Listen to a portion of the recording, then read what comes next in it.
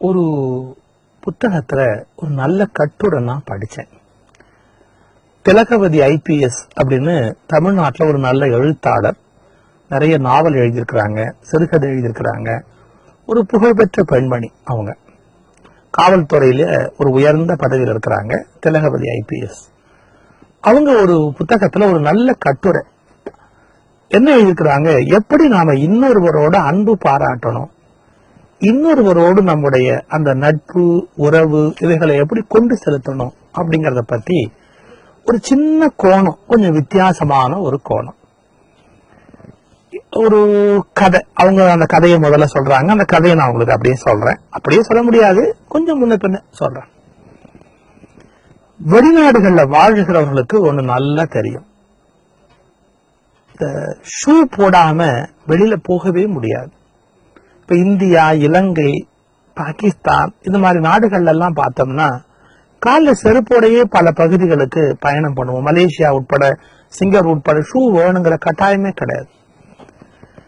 ஆனா குளிர் பிரதேசங்கள்ல, குளிர்ச்சியான நாடுகள்ல, அல்லது நாகரிகம் அரும்பி இருக்கிற பெரிய முரட்டு நாகரிகம் அரும்பி இருக்கிற நாடுகள்ல ஷூ போடுறது அப்படிங்கிறது ஒரு கட்டாயம். அந்த ஷூ சரியா போடணும் அப்படிங்கிறது ஒரு மனிதனுடைய பண்பாட்டினுடைய அடையாளம்.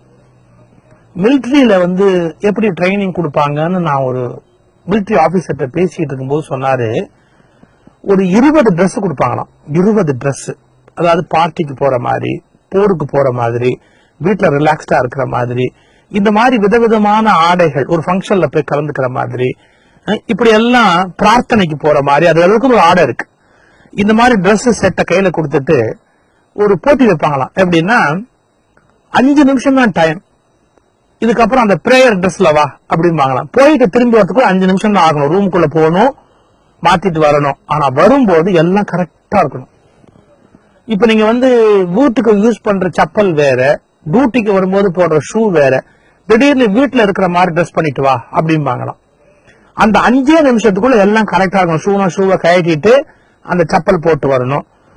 கட் ஷூ போடணும், கட் ஷூ போட்டு வரணும். யூனிஃபார்ம்ல வானா யூனிஃபார்ம் அந்த மிலிட்டரி ஷூல வரணும். போர்ல போறதுக்கு போட்டுக்கணும், அதுக்கு ஒரு காட்டுத்தனமான ஷூ இருக்கு. இப்படி ஒரு 20 செட் ஆஃப் ட்ரெஸ் கொடுத்துட்டு 5 நிமிஷத்துக்குள்ள மாறி மாறி மாறி மாறி கரெக்டா செஞ்சாதான் அவங்க அந்த மதிப்பெண் பெற்று தேர முடியும் அப்படின்னாரு. அது மாதிரி எந்தெந்த இடத்துக்கு எப்படி எப்படி ட்ரெஸ் பண்ணணும், அக்யூரசி, அது ஒரு அழகு, அது ஒரு அவசியம். வெளிநாடுகள் இருக்கவங்களுக்கு தெரியும், அங்க ஷூ ரொம்ப முக்கியம். அந்த ஷூ பாலிஷ் பண்ணிருக்கணும், பல பல பல பலம் இருக்கணும், அழுக்கு இருக்கக்கூடாது, அசிங்கம் இருக்கக்கூடாது. அந்த நாட் போட்டிருக்கணும். உங்களுக்கு தெரியும், அந்த நாட் போட்டு லேஸ் இருக்கு இல்லையா, அந்த லேஸ் கட்டுறது எல்லாருக்கும் தெரியும்னு சொல்ல முடியாது. இப்பதான் அந்த கதை. தெருவழியா ஒருத்தர் போயிட்டு இருக்கிறார். அப்ப எழுத்தாப்பு நின்னவர் அவர் எப்படி ஒரு நிமிஷம் பார்த்துட்டு, எக்ஸ்கியூஸ் மீ, உங்க காலில் இருக்கிற ஷூ லேஸ் அவுந்திருக்கு அப்படின்னார். ஓ தேங்க்யூ அப்படின்ட்டு ஒரு குனிஞ்சு அந்த லேஸ் ஒரு மாதிரி கட்டினார். அவர் போயிட்டார். யார் சொன்னவர் போயிட்டார். அவருக்கு என்ன இது இருந்து பாக்குறது இல்லையா, போயிட்டார். கொஞ்சம் கழிச்சு ஒரு எக்ஸிபிஷன் மாதிரி ஒரு இடம் வச்சுங்க, சுத்திக்கிட்டே இருக்காங்க. 2 பேரும் எதிர மறுபடியும் மீட் பண்றாங்க. இவரை பார்த்த உடனே அவரும் சிரிக்கிறார், அவரும் சிரிச்ச உடனே அவருக்கு பழைய ஞாபகம், டக்குன்னு ஒரு காலை பார்த்தார். பாருங்க, மறுபடியும் உங்க கால இருக்க ஷூ அந்த லேஸ் அவுந்திருக்கு அப்படின்னார். ஓ சாரி, தேங்க்யூ அப்படின்ட்டு மறுபடியும் குனிஞ்சு அந்த லேஸை போட்டுக்கிட்டு இருக்கிறாங்க. திரும்பி அவங்க எங்கேயோ போறாங்க, மார்க்கெட்டுக்கிட்டே எங்கேயோ நடந்து போயிட்டு இருக்கிறாங்க.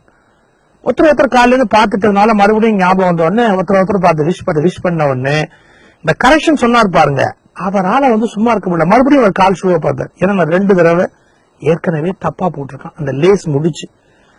இப்ப அது அவங்க இருக்கா சரியா இருக்கா அப்படின்னு பாக்கணுங்க. குனிஞ்சு இப்படி பார்த்துட்டு, சார் வாட் இஸ் திஸ், மறுபடியும் பாருங்க உங்க கால் அந்த லேஸ் சரியா இல்ல, முடிச்சு அவந்திருக்கு அப்படின்னு. ஓ ஐ எம் வெரி சாரி அப்படின்னு ஒரு மறுபடியும் நிதானமா குனிஞ்சு கஷ்டப்பட்டு அப்படி எல்லாம் பண்ணிக்கிட்டு இருக்கிறார். இந்த கதை எப்படி போகுதுன்னா, நான் சொன்ன உங்களுக்கு ரொம்ப போர் அடிச்சிடும். 1 தடவை இல்ல, 2 தடவை இல்ல, 3 தடவை, 10, 11 தடவை அவங்க அன்னைக்கு முழுக்க மீட் பண்றாங்க. எப்ப மீட் பண்ணாலும் அவன் காலில் இருக்கிற ஷூ லேஸ் கயன்றது. நீங்க யோசிப்பீங்க, இது லேசான விஷயம் தானே சார், ஒரு லேசான விஷயத்த போய் பெரிய விஷயமா சொல்லிக்கிட்டு இருக்கீங்களே. கிடையாது. உங்களுக்கு தெரியும், மேற்கத்திய நாடுகள்ல வாழ்றவங்களுக்கு நல்லா தெரியும், ஒரு மனுஷன் ஷூ லேஸ் சரியா போடலன்னா அவனை பத்திய மரியாதை மத்தவங்க மனசுல குறைஞ்சு போயிடும்.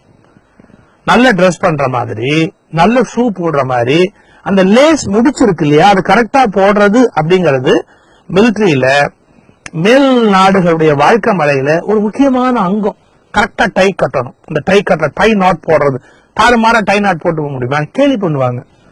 அதே மாதிரி ஷூ லேஸ் முடியறதும் கரெக்டா இருக்கணும், இல்லாட்டி அவன் மேல மரியாதை போயிடும். இதனால்தான் இந்த கதை நீளுது. அவன் திரும்ப திரும்ப 10 தடவை 11 தடவை சொன்னதுக்கு அப்புறம் ஒரு தடவை ஏத்தாப்பு நிறுத்தி, I am sorry, this is the 11th time, நான் அவனை மறுபடியும் சொல்ல வேண்டியிருக்கு. வாட் ஹேப்பன், உனக்கு என்ன ஆச்சு, ஏன் இந்த ஷூ லேஸை நீ ஒழுங்கா கட்ட மாட்டேங்கிற, உனக்கு வந்து ஷூ லேஸ் அது எப்படி கட்டணும் அப்படிங்கறத நான் அவனா சொல்லி தரட்டுமா அப்படிங்கிற மாதிரி பேச்ச ஆரம்பிக்கிறான். அவன் சொல்றான், உண்மையிலேயே எனக்கு ஷூ லேஸ் கட்ட தெரியாது, நல்ல வளர்ந்த தெரியாது. அவன் சொல்றான், எனக்கு கால் ஷூ லேஸ் கட்ட தெரியாது அப்படின்னு. என்ன நீ இப்படி பேசுற, நீ எவ்வளவு பெரிய ஆளா இருக்கிற, நீ வேலைக்கு போற, வெளியில போற, இது தெரியாம இருக்க முடியுமா, நீ தெரிஞ்சுக்க. எனக்கு வராது, எனக்கு எத்தனையோ தடவை நான் ட்ரை பண்ணிட்டு அந்த லேஸ் போடுறதுக்கு மட்டும் எனக்கு வரவே வராது. ஷோ இப்படி சொன்ன இப்படி அதை முயற்சி பண்ணி கத்துக்கலாம். சரி, அது உனக்கு வரலன்னா பரவாயில்ல. உன் குழந்தைகளுக்கு நீ ஸ்கூலுக்கு அனுப்பும் போது நீ தான் ஷூ லேஸ் எல்லாம் போட்டு விட்டு அனுப்பணும். அந்த உன் குழந்தைங்க யார்கிட்ட கத்துக்குவாங்கன்னு முதல்ல யோசிக்க வேண்டாம். உனக்கே தெரியாதுங்கிறியே, உன் பிள்ளைங்க எல்லாம் பள்ளிக்கூடத்துக்கு போகும்போது ஷூ லேஸ் கட்டிட்டு தானே போகணும், நீ தானே சொல்லிக் கொடுக்க வேண்டிய ஆளு, அப்பா இல்லையா, நீ தெரிஞ்சுக்க வேண்டாமா? குழந்தைங்களுக்கு எல்லாம் என்ன பண்றேன், என் குழந்தைங்க யார்கிட்டயாவது கத்துக்குவாங்க. எப்படி பதில் பாருங்க, யார்கிட்டயாவது கத்துக்குவாங்க. ஸ்கூலுக்கு போறாங்க, வாத்தியார் சொல்லி கொடுக்குறாரு, இல்ல இன்னொரு ஃப்ரெண்டு சொல்லி கொடுக்குறான். இதை கேட்ட உடனே இந்த யோசனை சொன்னான் பாருங்க, அவனுக்கு ஒரு மாதிரி அப்செட் ஆயிட்டாங்க.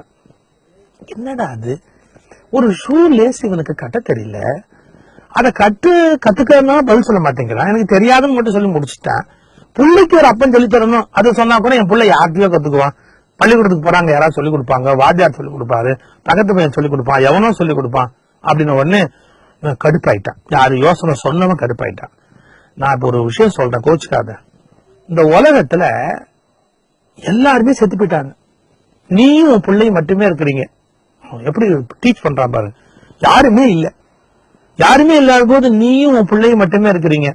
அந்த ஷூ லேஸ் போட்டாகணும். அப்போ உன் பிள்ளைக்கு யார் சொல்லிக் கொடுப்பா, யோசியா நீ?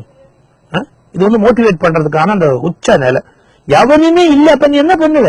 அப்ப ஷூ லேஸ் போட்டாகணும்ல, உனக்கும் தெரியாதுங்கிற, நீயும் சரியா போட மாட்டேன், உன் பிள்ளை கத்துக் கொடுக்க வேண்டாமா? அந்த நிலைமை நீ என்னைக்காவது யோசிச்சிருக்கிறியா, நீ அப்படி போடணும்? அது என்ன, அப்ப போட்டா சரி போடாது சரி, அது அப்படி ஒரு நிலைமை வந்தா பாத்துக்கலாம் அப்படின்னு அவன் இன்னும் கற்பனை நீட்டுறான். யாரு யோசனை சொன்னவன் உடல. இந்த நோவா அப்படின்னு கிறிஸ்டியானிட்டில வந்து ஒரு ஸ்டோரி உண்டு பைபிள்ல. அதாவது உலகம் அழிஞ்சதுல ஒவ்வொருத்தரை வந்து கடவுள் சேர்த்து வச்சு ஒரு கப்பல் அனுப்பிச்சு விட்டாரு. ஒரு கப்பல் வழியா தான் எல்லாரும் போய் மறுபடியும் மனித இனம் விருந்தியாச்சு அப்படின்னு ஒரு கதை வரும், நோவாவு கப்பல் அப்படின்னு. இவன் கேக்குறான், அது மாதிரி ஒரு ஆள், இந்த உலகம் எல்லாமே அழிஞ்சு போச்சு, நீ ஒத்த ஆள் தான் இருக்கிற, நீ தான் உலகத்துக்கே புதுசா கத்துக் கொடுக்க போற.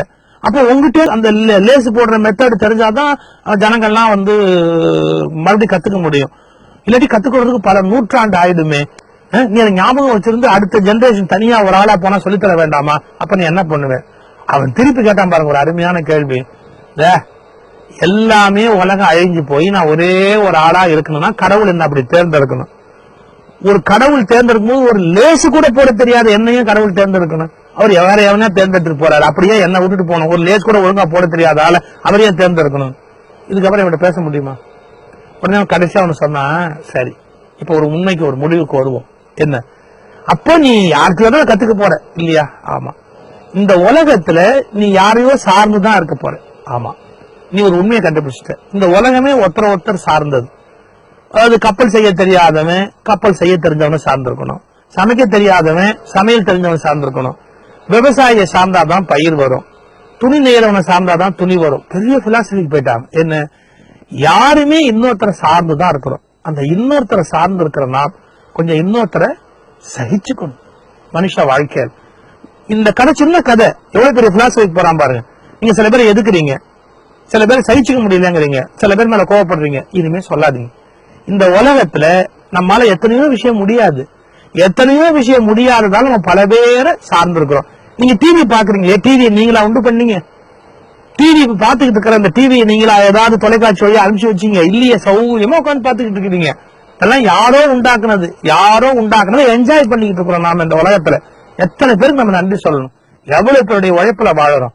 யாரையும் குறைவா நினைக்காதீங்க. பிறரது உழைப்பால் நாம் வாழுகிறோம், பிறரை சகித்துக் கொள்ள வேண்டிய பொறுப்பு நமக்கு இருக்கிறதுங்கிற பியூட்டிஃபுல் மெசேஜ் இந்த ஸ்டோரிக்குள்ள இருக்கு. அப்படின்னு நான் தலைவர் IPS எழுதின ஒரு நல்ல கட்டுரையில படிச்ச நல்ல செய்தி உங்களோட பகிர்ந்துகிட்டேன். பிறரை சகித்துக் கொள்ள பழகுங்க.